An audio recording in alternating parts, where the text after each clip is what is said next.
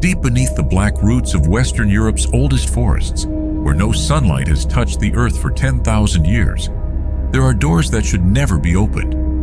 Miners found one such door in 1347, carved into the bedrock of a Bavarian mountain. By morning, 3 men were dead.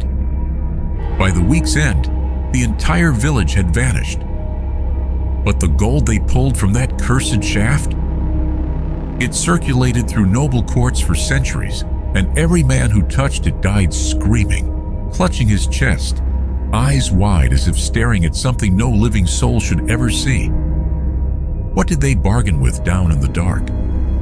Long before Christianity swept through the forests of Germany, France, and the Alpine regions, the old people knew the truth about the earth beneath their feet.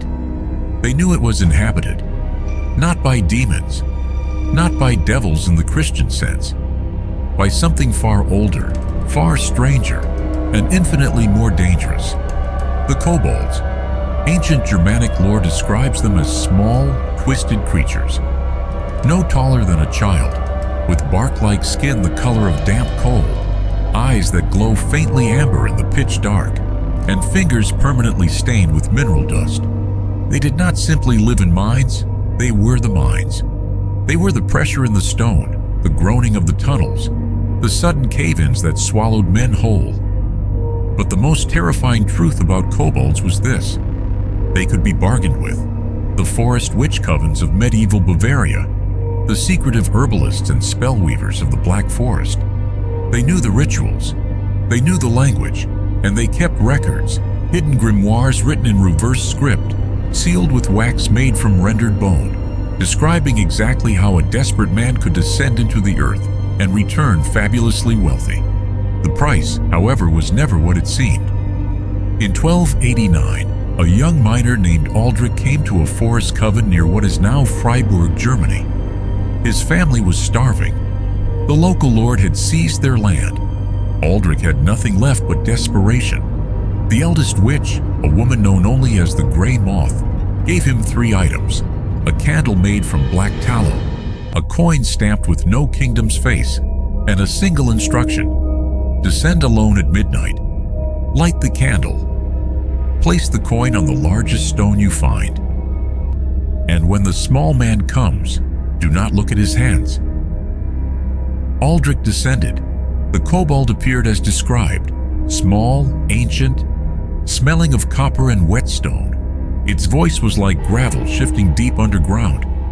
It asked Aldrich what he desired. Gold, Aldrich said. Enough to save my family. The kobold smiled, if that twisting of its face could be called a smile, and agreed. For 7 years, every tunnel Aldrich touched would yield silver. Every crack in the rock face would open to reveal gems untouched by human hands. He would become the richest miner in all of Bavaria. In exchange, the kobold would take something small, something Aldrich would barely notice was missing. Aldrich agreed. He did not ask what the something small was. For 7 years, Aldrich prospered. His mines were legendary. Lords sent their men to work for him. The coven watched from the forest edge with knowing eyes. But people who knew Aldrich noticed changes, small ones at first. He no longer dreamed. Then he no longer laughed, even at things that once made him weep with joy. His children's faces began to blur in his memory. Then their names. Then the feeling, the very feeling, of having once loved anything at all. The kobold had taken his capacity for human connection, piece by piece, night by night. On the final day of the 7th year, Aldrich descended one last time into his richest shaft. He sat down in the dark, surrounded by more wealth than 100 men could spend in a lifetime. And he felt nothing. The candle he'd carried from that first night flickered once and went out. They found his body 3 days later, no wound, no illness. His face, witnesses wrote, was perfectly peaceful, like a man who had simply forgotten how to continue. The coin was gone. The kobold had collected its full payment. Every forest in Western Europe carries these stories in its roots. Every ancient mine shaft holds echoes of bargains made in the dark. The witches wrote it plainly in their grimoires. The kobolds do not want your life. They want something worse. They want what makes your life worth living. If you ever hear knocking from deep underground, 3 times, rhythmic, patient, do not answer. And if a small man offers you wealth beyond imagination, ask yourself one question before you accept. What are you willing to forget? Subscribe. The forest has more secrets